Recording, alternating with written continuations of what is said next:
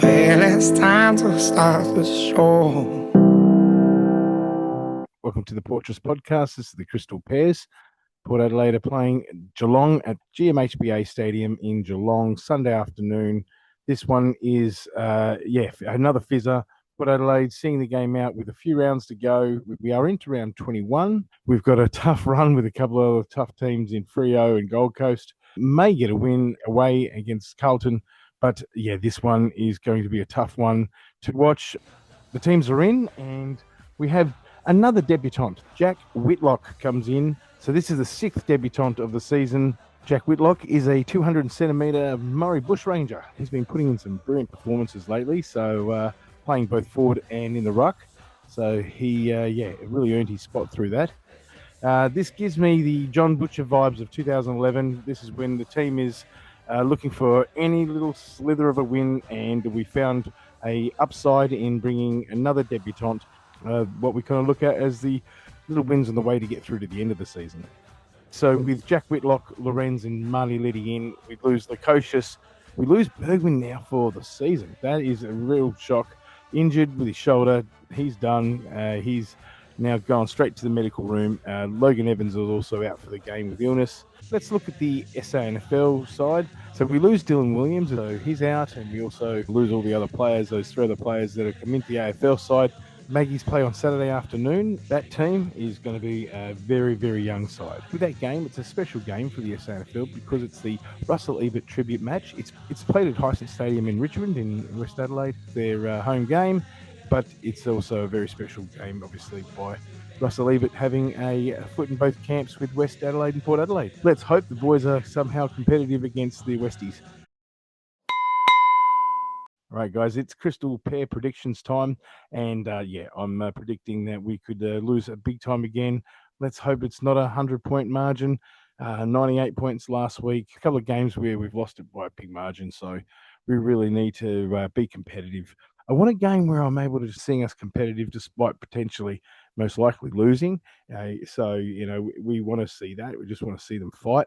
Not packing it in and losing by 100 points. That's not what we want to see this week. But my prediction is that we will lose the game. Predictions for the players. We start with the forward line. Darcy Byrne-Jones. I need to see something. I need to see you just shine. And you could be standing up right now where we've got other players that we're losing in the side. We've lost a lot of talent. We need DBJ in the forward line to step up. All right, we've got the midfield. Zach Butters, keep going, doing what you're doing, Zach. Keep impressing us. Keep leading. These next four games, this is where Zach can kind of really do step up because team-wise, obviously, we're going to get shown up and be challenged. And this one's a tough one on the back foot from the start, most likely. But this is where you stand up and rise as a captain. So as a vice-captain, as a leader, I'd like to see Zach Butters just impress in that midfield and just keep doing what he's doing. In the back line, Kane Farrell needs to really lift. It's the influence, and just when the team is, scarce for talent, and we're really needing him to step up. Him and all the other defenders will be busy on the day, so we really do need Kane Farrell to step up and have a big game. Milestones again happening for Travis Boak.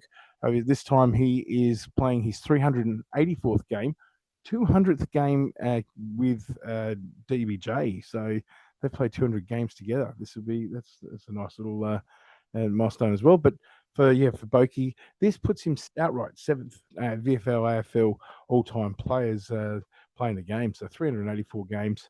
There is word that he might retire at the end of this year, so most likely. So see how far he can go before the end of the season. Craig Jones is going to be doing his updates. So this will be at Geelong, so he'll be at his home doing updates from quarter time onwards. Look out for that. Keep an eye out on the Portress Facebook page throughout the weekend with all the games going on.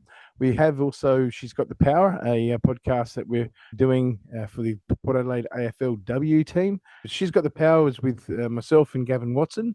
And we're just celebrating, I guess, and doing a review and a bit of a preview for the following game of the women's Port Adelaide season.